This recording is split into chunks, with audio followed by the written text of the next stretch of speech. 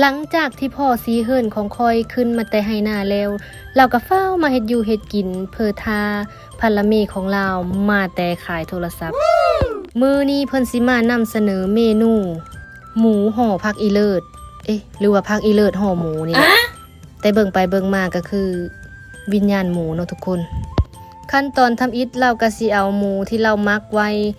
เป็นเวลาพันกว่าปีนี้มาใส่กันกับใบผักอีเลิศเนาะทุกคนเนาะส่วนว่าสูตรในการมักหมูนี้เพิ่นขอบ่เปิดเผยเด้อทุกคนเด้อเพราะว่าเฮ็ดสูตรบ่ซ้ำจำสูตรบ่ได้ นี่ห่อแล้วไว้ปานโกหกเลยเนาะทุกคนเนาะหลังจากนั้นก็สิทำการค้างหม้อให้มันร้อนๆเนาะค้าง โอ้ my god ค้างหม้อบ่แม่นค้างหม้อทุกคนเซฟหม้อให้มันร้อนแล้วก็ทำการทอดลงไปได้เลยนะ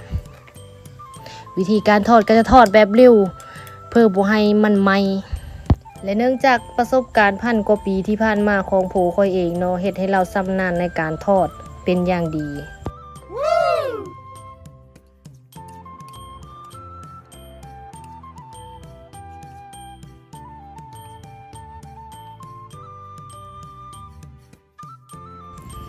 นี่